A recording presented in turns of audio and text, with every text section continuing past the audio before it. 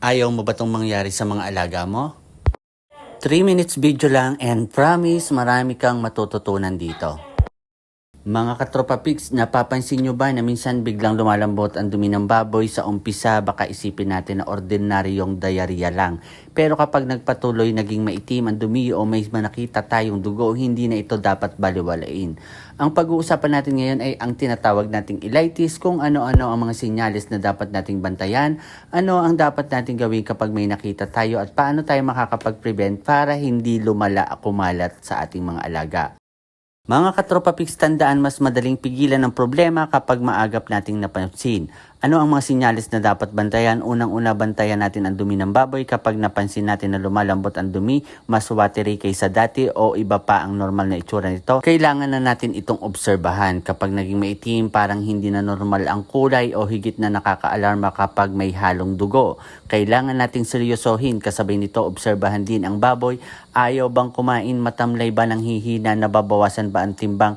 At marami na nga ba sa pen ang nagtatai? Kapag mas maraming baboy ang sabay-sabay na nagkakaroon ng diarrhea, mas kailangan nating alamin agad ang sanhi. Number 2, huwag hintayin lumala mga kahag racer. Kapag may nakita tayong ganitong senyales, huwag nating hintayin maging malala bago kumilos. I-record natin kung ilang baboy ang may diarrhea, anong itsura at kulay ng dumi, gaano kadalas ang may dugo. Tingnan din natin ang tubig at pagkain, siguraduhin malinis at maayos ang supply. At kung may matinding diarrhea, dugo, dumi, panghihina, dehydration o biglang pagdami ng apektadong baboy, kumonsulta agad sa veterinarian para malaman ang tunay na sanhi. Mahalaga ito dahil hindi lahat ng diarrhea ay pare-pareho ang dahilan. Number 3, biosecurity at kalinisan. Isa sa pinakamahalagang paraan ng prevention ay ang kalinisan at biosecurity. Linisin ng maayos sa mga pen at kagamitan, iwasan ang paglipat-lipat ng gamit mula sa maruming kulungan papunta sa malulusog na baboy, panatilihing malinis ang tubig at feeding area. At kung may bagong dating na baboy, sundin ang tamang quarantine sa farm protocol bago ito isama sa ibang grupo. Bakit? Dahil kapag hindi natin kontrolado ang contamination, pwedeng paulit-ulit bumalik ang problema. Number 4, prevention and vaccination. Mga kahag racer, kung may maayos kang vaccine program tayo para sa sakit na gusto nating i-prevent, sundin natin ang tamang vaccination program ng ating veterinarian at instruction na mismo ng vaccine.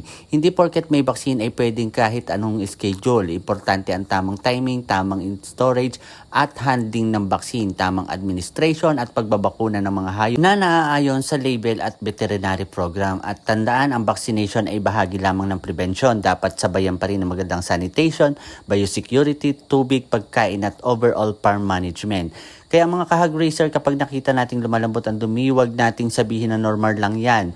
Observe agad natin, alamin ang sanhi, kumilos, at kapag naging maitim o may dugo ang dumi, lalo na kung may mga kasamang panghihina o maraming baboy ang apektado, huwag nang maghintay, humingi ng tulong sa veterinaryo. Dahil sa hog racing, bawat baboy ay puhunan. Prevention ngayon, may konting problema bukas. Mga kahag racer, alagaan natin ang ating mga baboy, bantayan ang kanilang mga dumi at maging maagap sa bawat senyalis ng sakit. So for today's video guys, ito lang po muna. Maraming salamat sa iyong panonood, pagla-like, pag-share, pag-comment, at kung hindi ka pa nakapollow sa page ko, i-follow mo na ako para lagi kang updated sa mga video ko. At kung umabot ka sa dulo ng video na to guys, paki-comment naman dyan sa baba para mapasalamatan kita. Happy farming po and God bless us all. Bye-bye!